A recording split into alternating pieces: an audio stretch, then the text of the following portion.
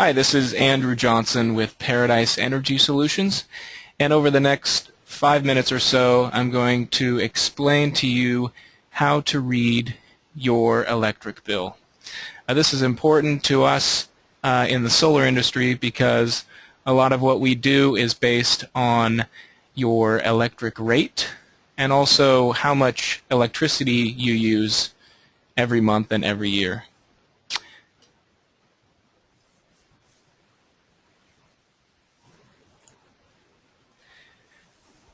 So this is an example of a residential electric bill from PPL, which is the electric utility company in the Lancaster County, Pennsylvania area. And the print is a little small, but I just wanted to demonstrate what a bill looks like. It really depends on the utility company, but overall the basic concepts are the same. You can see here we have 2 pages with lots of numbers and a graph or two, and so I will show you here the key things to look for, how you can calculate your monthly and annual electricity usage, and then how you can calculate your electric rate. And it's good for the consumer to know these things because usually a utility company will get your usage right. They just come out and read your meter every month, which is pretty straightforward. However, sometimes they'll get your rate wrong. Either you will have signed up with a competitive supplier that's overcharging you, or you're being overcharged for other reasons. So it's good to know as a consumer how much you are paying every month for your electricity. So the anatomy of an electric bill, as I just explained, there's all sorts of information on these 2 pages.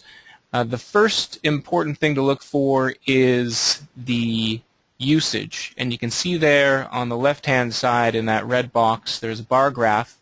Usually the utility will include some sort of bar graph or some sort of chart that shows you your exact usage. Unfortunately, PPL only shows your estimated daily usage per month in a bar graph. So you kind of have to do a little bit of a calculation to figure out exactly how much you're using every month. So on each bill, or at least on the PPA bill, it will show you how much exactly you used that month. So for the month of October, or between September and October, I used 383 kilowatt hours. However, if you want to calculate your annual usage, you need to look at the chart here and figure out, do some simple calculations to figure out exactly how much you used that year.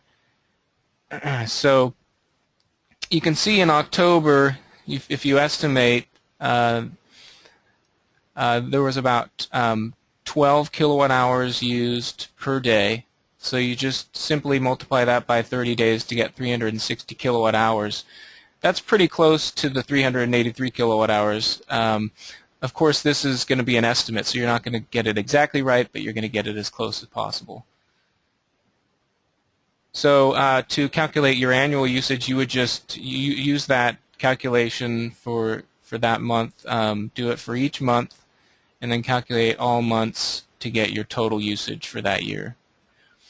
In this case, you can see that I've only been in this house for a few months. So if you want to calculate your annual usage just based on a few months, what you do is you just calculate all the months that you have available to you. So in this case, it would be 6 months because April there was only a partial month. So 6 months, calculate how much you used in those 6 months. Divide it by 6 to get your average, and then divide it or multiply it by 12 to get the total annual usage for that year. And then the other key thing to look for on your bill is the electric rate. And you can see there in the red box there are quite a few little numbers in there. I'll show you how to calculate your electric rate in a very simple way. So you can see here several different charges. Typically your bill will be split into supply charges and distribution and transmission charges. I'll show you that in a second here. So what you want to look for first to get your actual kilowatt hour rate is first you take the total minus the customer charge, because the customer charge is a fixed amount. That doesn't affect your actual rate.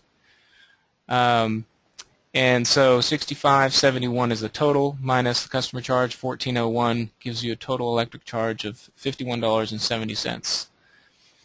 Then you take that number, $51.70, divide it by your total usage for that month, 383 kilowatt hours, and you get a rate of about 13.5 cents per kilowatt hour, which is a little higher in this region. You can see on the left-hand side my supplier is it's a competitive supplier. So you can either default, if you're in a competitive market, you can default to your distribution company, which is PPL, and have them be the supplier as well. Or you can choose to go with a different supplier, and in this case I chose to go with Community Energy. They're the competitive supplier. If you want to do it a different way, you can also confirm the rate doing the simple calculation by adding up all the little charges there. That's a little more difficult to do, and usually the simple calculation that I showed you will get you very, very close to the actual rate. Another thing to consider on the bill, if it's a competitive market, the utility has to list what the price to compare is, and that is the price of supply that the utility company would charge, so that you can compare that to how much the competitive suppliers are charging. So PPL will charge approximately 8.95 cents per kilowatt hour if you chose to get your supply from them. You can probably find a competitive supplier that's less than that, and you can find some that are more than that. But if you would prefer just to not have to worry about competitive supply and do nothing, you'll just automatically be defaulted into the price to compare rate. And then usually on your bill there will be definitions at the end or on the back of the last page that explain what your various charges are. You can see here we addressed many of these things already. The customer charge is a fixed monthly charge that covers costs for billing, meter reading, equipment, etc. The distribution charge is the charge for the utility company maintaining the poles and wires to get the electricity from the power plant and the transmission areas and transmission lines to your home. So the poles and wires, utility poles and wires you see on your street, that's part of the distribution network.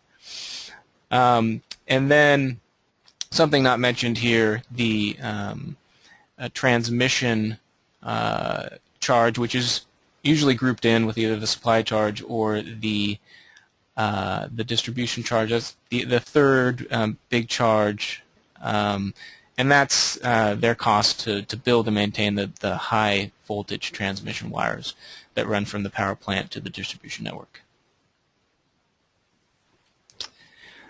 And that is it. I hope you learned something today. If you would like to learn more about solar energy for your home or business, please contact us at the number in the slide there or at our website, paradiseenergysolutions.com. And thank you for listening.